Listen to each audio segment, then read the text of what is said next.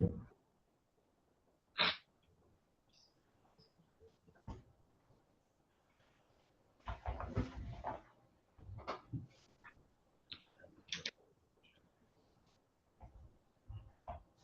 Thayer, can you hear us?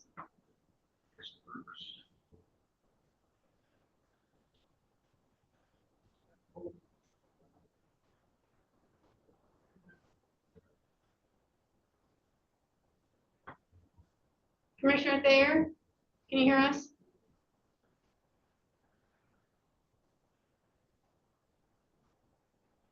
Commissioner Thorne, can you hear us? I can, thank you. Thank you. Commissioner Thayer, your microphone's muted. Yes. Oh, there you are. Thank you. Let's wait for time. Okay, it's 8:30. That it is.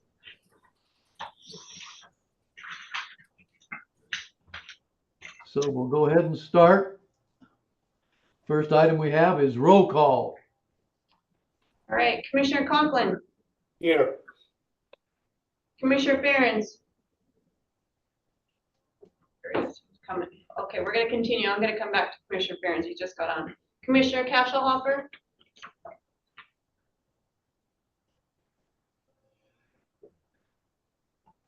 Oh, I know she's there. Okay. Yeah, she waved. Yeah, there she is. Commissioner Thayer. Yes. Okay. Commissioner Thorne. Present. Commissioner Van Mark. Here. Trent Carroll for Superintendent Dagenfelder.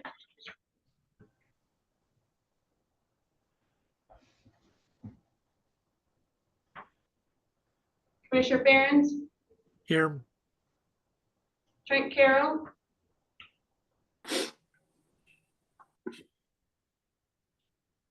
Oh, he's muted. Trent, you're muted. Sorry, I couldn't get my my unmute to work here. Okay. Good morning, I'm here. All right, Chairman Tarter. Present. All right, we have a quorum, sir. Okay, if any of the commission staff or public wants to introduce themselves right now, we'll start with the staff, if they would introduce themselves. Okay, this is Del McComey. I'm the director for the State Construction Department. Shelley Lovato. Travis Hoff, Public Information Officer. John Rexis, Project Management Supervisor. Shelby Carlson, School Facilities Division Administrator. Are there any other? Okay, any of the public that is on there that would like to introduce themselves, please do so.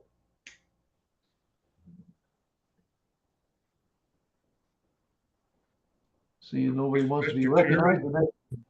Mr. Excuse me. Chairman, just a real quick introduction. This is Senator Landon. I'm the Vice Chairman of the Select Committee on School Facilities, and just had an opportunity to listen in this morning for a few minutes. And I'll just get back out of the way. Thank you. Thank you very much, Senator Landon. We appreciate you being on too. So, and we appreciate all your efforts along the way. Thank you, Mr. Chairman. You're a star. So, okay, next item we'll have, everybody, is approval of the agenda. I'd entertain a motion to approve. I moved we approve the agenda as presented. I need a second. Second. It's been moved and seconded. Are there any additions or corrections to the agenda? Any additions or corrections to the agenda? Any additions or corrections to the agenda? Sensing that you want to approve the agenda as printed, all those in favor, please say aye. Aye. Any opposed, same sign. So moved. Chairman Tarter. This is Yeah. Shelley. Can I request that when we make a motion, the commissioner make sure they announce themselves so I know which commissioner's talking? Sure. Thank you very much. Tom made the motion, I think, and gosh, I can't remember who made the second. So, but we will do that. Thank you. I don't know of any executive session we need to have now, so we can, we'll skip that. The next, we have action items. The first one being the previous business meeting minutes. I would entertain a motion to approve, and please announce who you are when you make the motion. Commissioner Thorne, I so move to approve the minutes as presented. Commissioner Van Mark, I second. It's been moved and seconded. Are there any additions or corrections to the minutes? Any additions or corrections to the minutes? Any additions or corrections to the minutes? Seeing none, all those in favor of approving the minutes of the previous meeting, please say aye. Aye. Aye. Aye. Aye. Any opposed, same sign. So moved. The next item we have is item 2, and it's Teton. Number 1, Wilson, disposition of property. Thank you, Mr. Chairman. This is John Rexis. I'm the project management supervisor for school facilities. Today, Teton County School District Number 1 is requesting disposition approval for a parcel of property in Wilson referenced as part of parcel B on the attached boundary survey map in your packet. And that particular parcel, as you'll notice, is outlined in yellow. There's no development potential because of its designation as a wetlands area. The 1.5 acre parcel for Teton County records was donated to the school district when the elementary school was located across from the park in order to provide students access to the wetlands area. Since the elementary school moved to a different location in 1999, students have not visited that parcel for educational programs due to the distance and because of new curricular resources available. The disposition of this land parcel is not expected to have a detrimental effect on Teton County School District 1 operations or potential future needs. Teton County School District 1 discussed the land disposition at a Board of Trustees meeting, and the potential disposition of the property has been added to Teton County School District 1's facility plan. The State Construction Department agrees that disposition of this property is in the best financial interest of the state and the public, and we will continue to work with Teton County School District 1 and account for any resulting costs and revenues in the district's facility plan in compliance with state statute. The action item for today is to determine whether the disposition of this property in Wilson protects the financial interests of the state or is not otherwise in the public interest. And the potential results are that if the item is approved, Teton County School District 1 will transfer the ownership of the reference parcel to Teton County. If it's not approved, Teton County School District 1 will continue to maintain the property that is of no current value to the district using district resources. And the recommendation on the table today is that the school or state construction department recommends that the School Facility Commission approve Teton County School District 1's proposed disposition of the property referenced as part of parcel B on the attached boundary survey map. Any questions? See no questions, I'd entertain a recommended motion. Mr. Chairman, I would move that the SFC approve the State Construction Division recommendation as indicated, and this is Commissioner Conklin.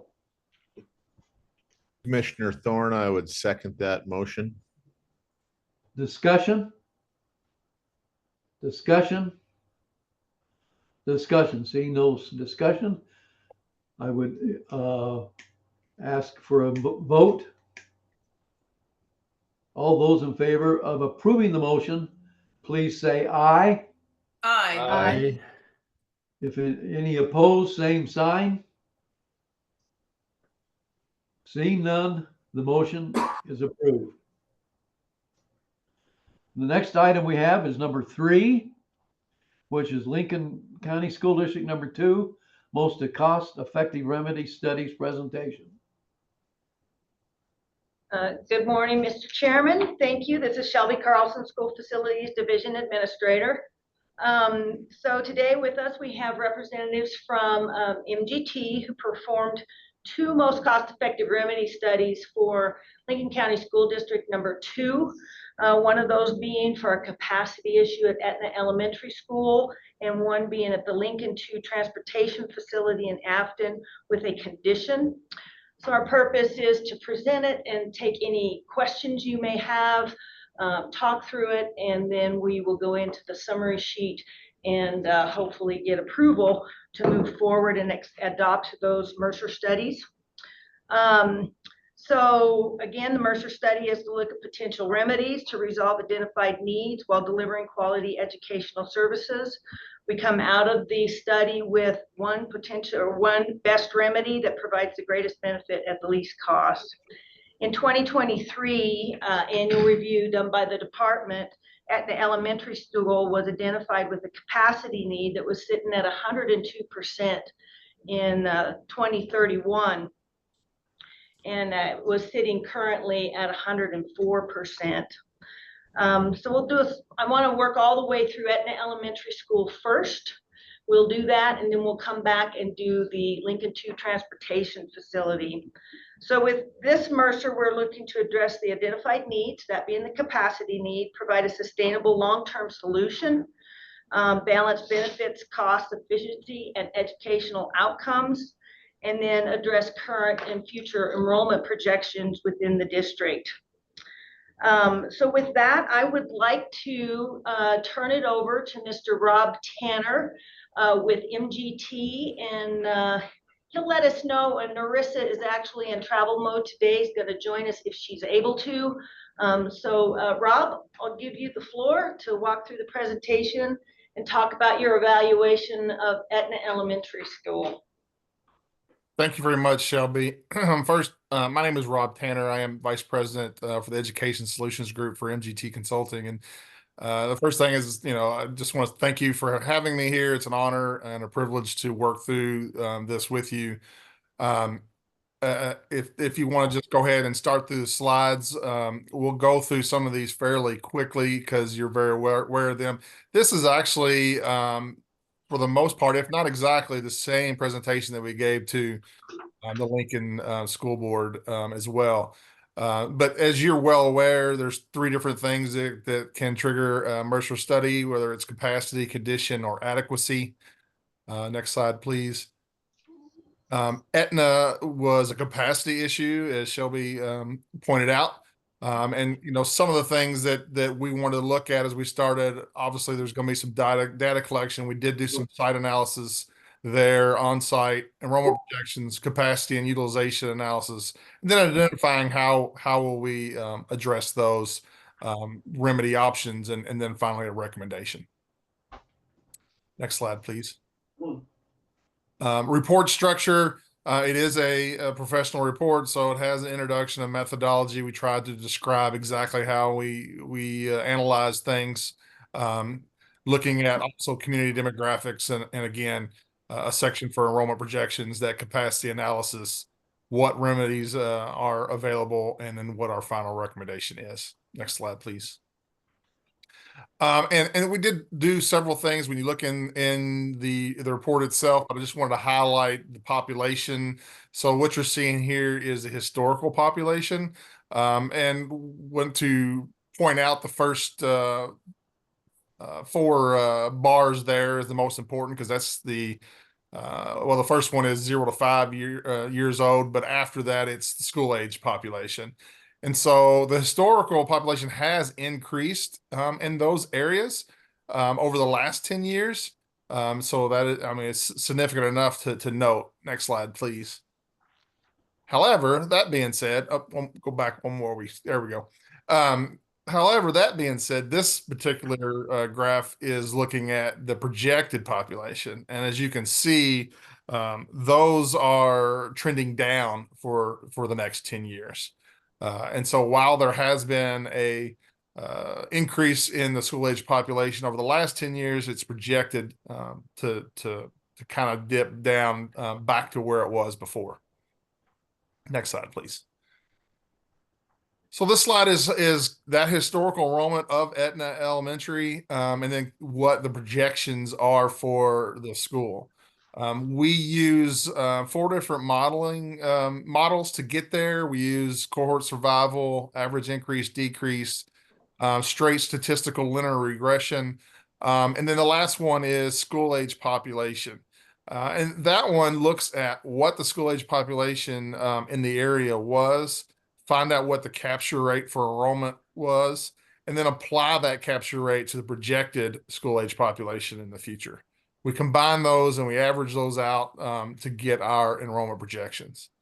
I will say to you, just like the weather forecast, 3-day forecast and weather is a lot, more accurate than the 10-day forecast. No different in projecting enrollment. And so it's always something to, to continually update and keep an eye on.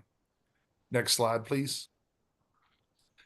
So one of the key thing is just capacity. So what is the true capacity? And we wanted to make sure that we looked in that, to develop that, we went room by room. So we looked at each room, what it was being used for, how large the room is, so that we can develop an accurate capacity number to make sure that we're comparing the correct enrollment versus capacity.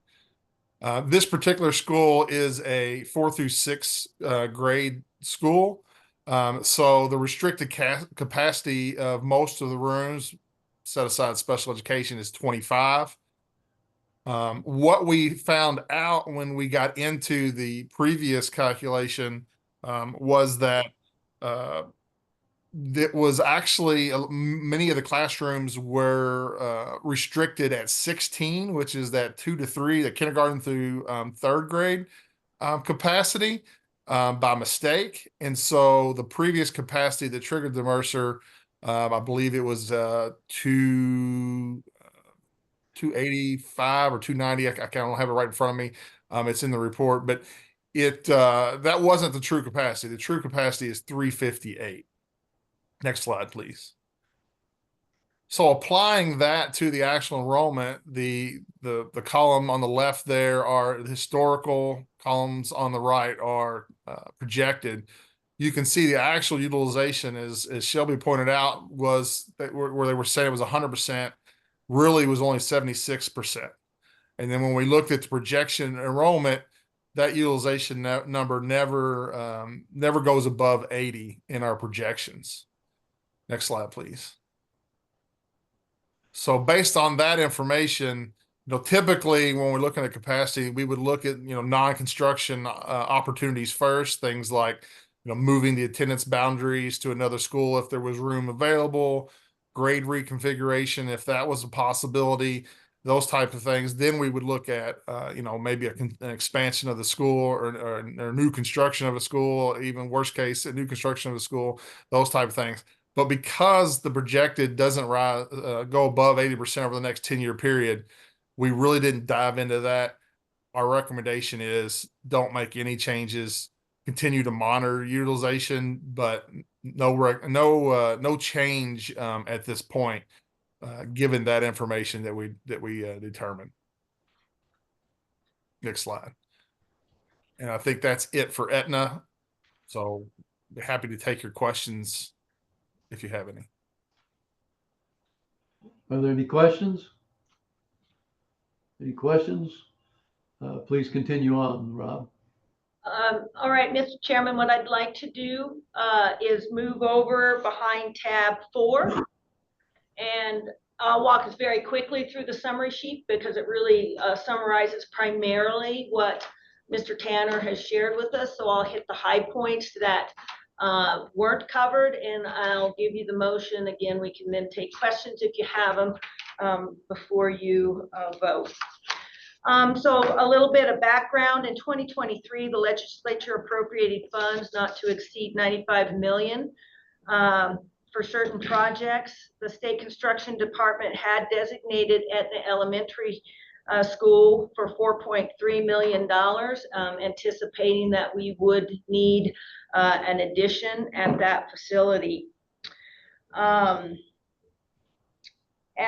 Mr. Tanner noted, when that school came online, and believe it actually came online in fall of 2008, we programmed those rooms in 2009.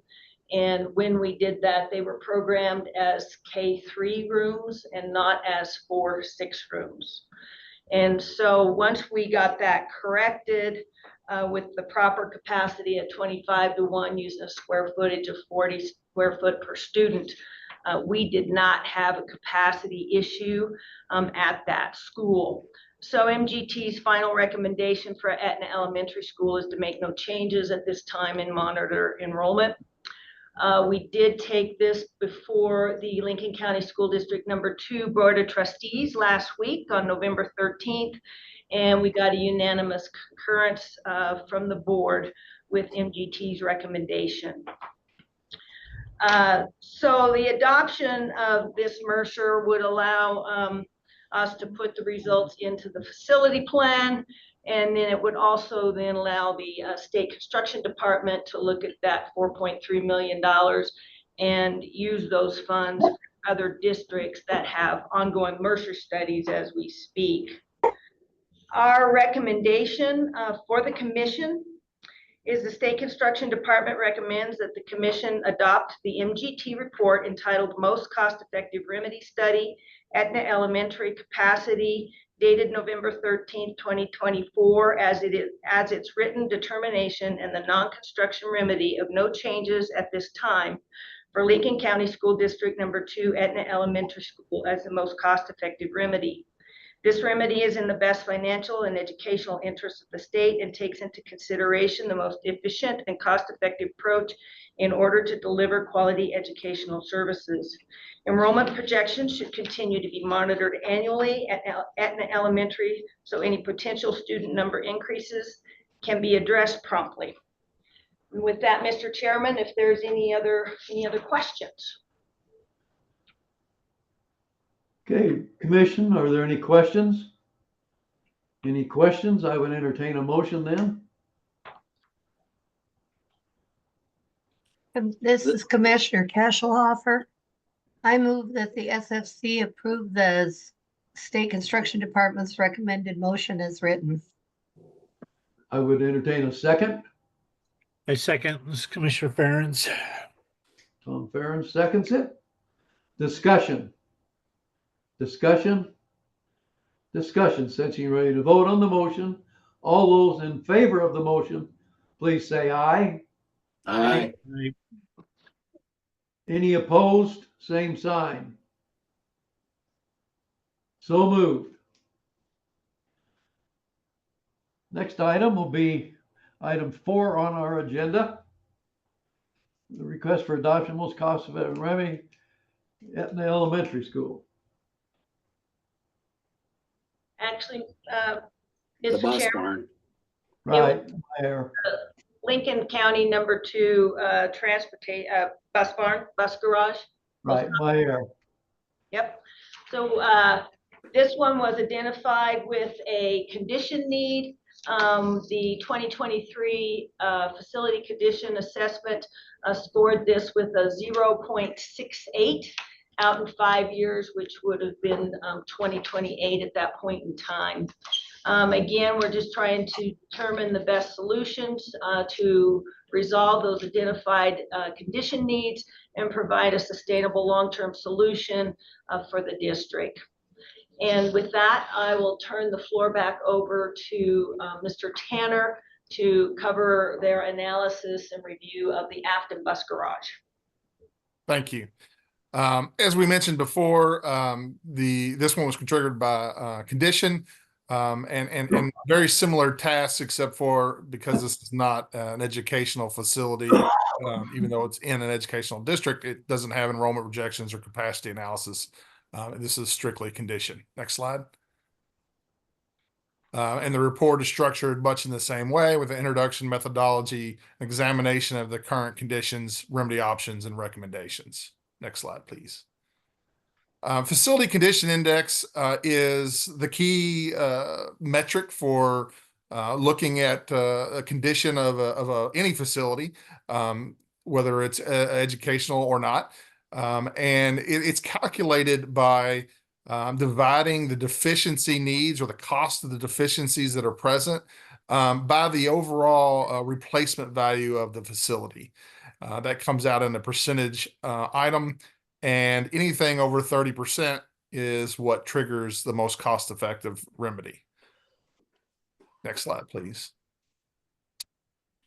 So we visited the bus garage there, and we also had the observation list from the previous assessment that triggered this FCI. We had the FCI analysis report, and we also reviewed the Wyoming Facilities Commission bus maintenance and parking facility guidelines as part of this review. Next slide, please. So when we went and looked at the FCI, there were several things that we felt like needed some adjustment. One were there were items on that original FCI score that from 2023, the deficiencies, I should say, that we considered to be routine maintenance items, wall finishes, sink lavatories, those type of things. Those are, you replace them as needed type thing. Definitely, since this is not a student carrying building, we wouldn't recommend completely painting all the finishes in the building unless there was some sort of paint peeling or something like that, and we didn't find that. So these are the items that we felt like needed to be taken off of that FCI score based upon them just being renewal items.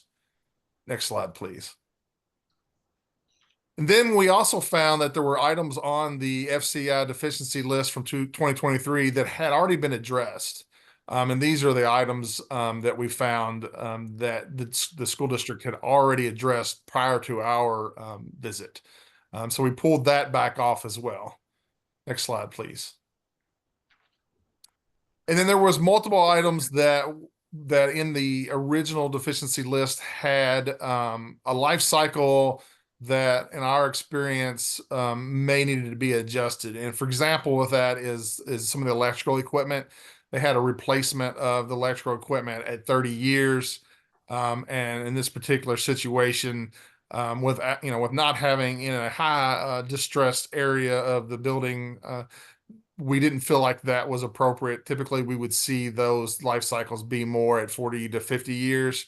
And so we adjusted the life cycle on those as well. Next slide, please. And then one item we found was the windows, and we wanted to adjust the cost for that on the 2023 slide. It appeared that the original cost estimation was done on a commercial building by square foot. This particular building has very few windows. Matter of fact, there are only very small, 5 very small windows, and there are 3 larger windows that are 3 of the smaller windows kind of put together for daylighting up in the very top of the building on each side, on either side, on 3 sides. So there's really technically only 14 windows. And so we wanted to reevaluate that cost. Originally, I think it was evaluated at a little over $52,000. We put in the cost at more around $17,000. Next slide, please. And then there was also some deficiencies that weren't on the list that we viewed, and obviously in talking with the school district's maintenance department and finding out some of their needs and problem areas that we had. And then there were also remaining deficiencies on that list as well. 2 of the new deficiencies that were observed were first, there's not any oil or grease separator on the bus wash bay, which is a Wyoming administrative code violation. So that was one that we felt like needed to be addressed. And then secondly, the roof system. It was a little bit of a late addition to this, but they're having some problems with for their insulation falling down on their ceiling. It's a metal roof. It has a lot of condensation. And it's starting to fail. They have spent some money to make some temporary fixes, but it's going to need to be replaced sooner rather than later. Next slide. And so based on those conditions, we wanted to go back and readjust what the FCI score would be. And so this is, taking all those adjustments into account. This is what where the FCI score would be. And you can see there at year 6 is at 30, it's over that 34%. Next slide. And then the last thing we wanted to do is we looked at the replacement value, and obviously that's a key component in calculating what the FCI score is of a building. And we've seen that the previous replacement value in 2023 was based on $157 per square foot. In our evaluation and research and construction indexes like RS means, we found that it was more appropriate should be around the 275, specifically $274.41. If we applied that to the square foot, we came up with a replacement value of a little over $3 million. This table applies that into the calculation. You can see that the FCI score changes down. It doesn't mean that the deficiencies aren't there. It just means that the replacement cost of the building is truly higher, and therefore the percentage drops based on the deficiencies. One thing of note, we do not have the 260 some odd $1,000 in this table for the roof. And again, it was a little bit of a late addition, so I apologize for that. Just so that you're aware, with that addition, and if you add that to it, in 2031, so the 8th year, if 2023 is the current year, the 8th year drops that or puts that over that 30% trigger for most cost-effective remedies. Next slide, please. So based on all that information, we looked at two projects, Project A and Project B. It doesn't have to be done in a time frame like that, but we felt like you have to be able to use the building while you're fixing it as well. So we thought it might be better to split it up. But the total cost for all the deficiencies that we're recommending is $578,550. Next slide, please. So here's a kind of a breakdown of what those projects are. Project A is one that upgrade to that wash bay septic system, and then two, a HVAC refit project.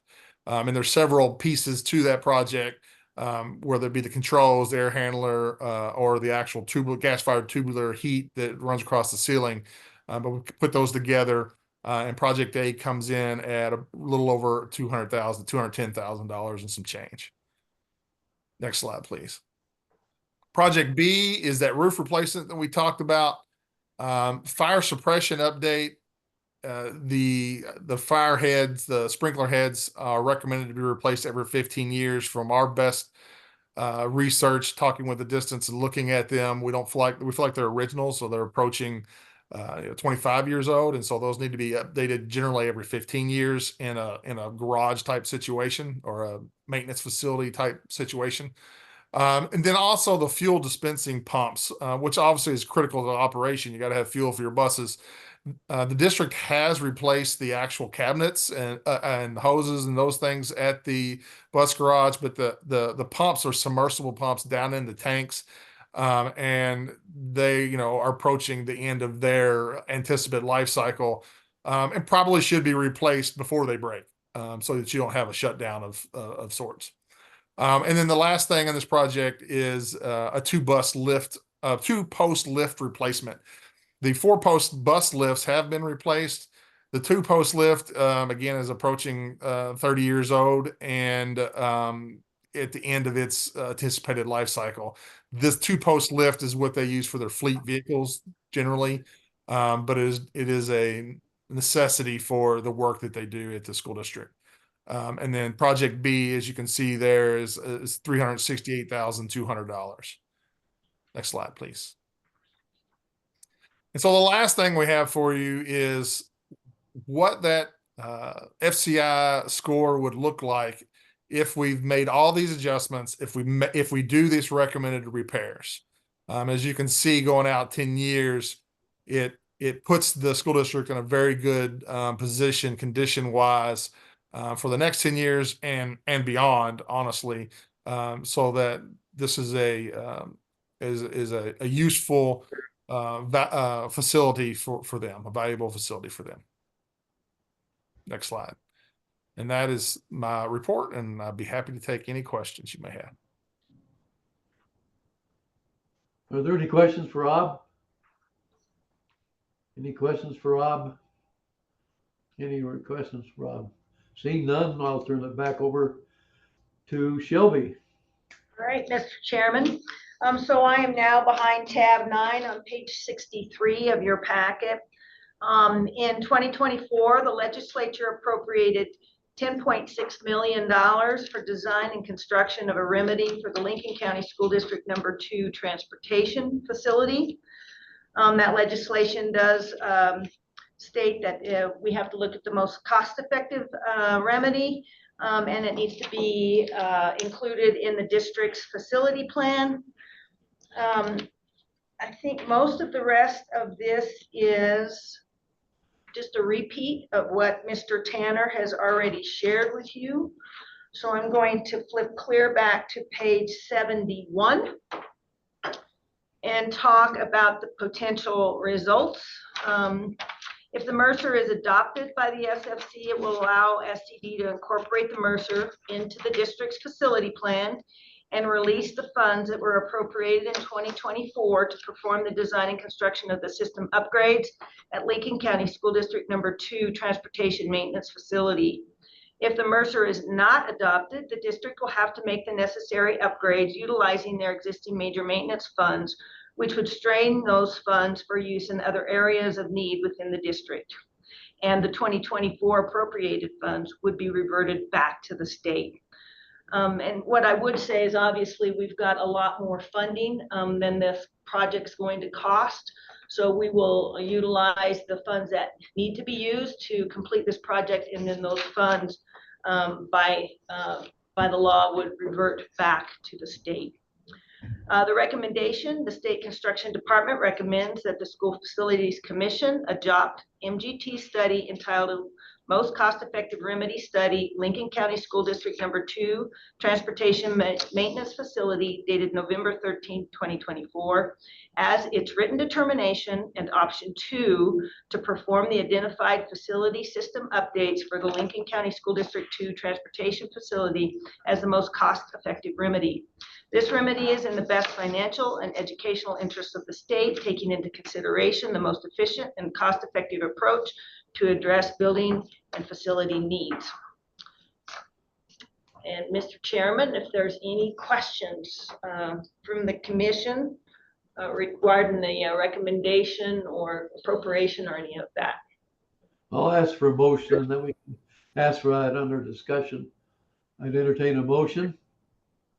Mr. Chairman, this is Commissioner Thorne. I move that the SFC approve the school or the State Construction Department recommended motion as written. I need a second. Commissioner Van Mark, I second. Okay, discussion. Any questions for Mr. Tanner or Shelby or anybody else for that matter? Mr. Chairman, excuse me. Yes, ma'am. If we approve this, then I'm assuming that we will do what's been identified as both options A and B at the same time and just get everything up to date right away. Commissioner Kasselhofer, that's correct. We would just put it out as one project. We could let our design team determine how to phase that so that we can keep the district facility up and running, and let them make kind of those decisions on how to phase it. Okay, thank you for confirming. And this is Commissioner Ferens. I have a question. Just wanted to make sure in that metal roof system that did include the insulation issue that was brought up in the presentation. Is that correct? Yes, that is correct. Okay, thank you. Any additional questions? Any additional questions? Any additional questions? Since you're ready to vote, all those in favor of the motion, please say aye. Aye. Aye. Aye. Any opposed, same sign. Seeing none, the motion is passed. The next item on our agenda, any public comments? Are there any public comments? public comments? Seeing none, I would entertain a motion to adjourn. Mr. Chairman, were we supposed to handle item I, or was that part of this? Or 5? That we just finished that. That's the transportation, Travis. I got my numbers off too, so thank you very Oh, much. gotcha. All right. I was You just bailed checking me stuff out. off. I didn't read the stuff. Okay, thanks. Thank you. I'd entertain a motion for adjournment. I move we adjourn. This is Commissioner Ferens. Entertain a second. There's non-debatable. Second. All those in favor of adjourning, please say aye. Aye. Aye. Any opposed, same sign. So moved. Thanks, everybody. Thank you, Mr. Thank you. Thank you. And- Mr. Chairman, have a good day. Happy and safe Thanksgiving. So, Yes. yeah. Thank you, Scott. Thank you. Mr. Chairman, Everybody have a good one. Mr. Chairman, do you have a couple minutes to visit with us after this? We'll give you a call. I absolutely do. Okay, we'll give you a call here shortly. I've been, you notice I jumped around a little bit. My wife went to Las Vegas to see her daughter, and I'm taking care of our about a year old puppy, and she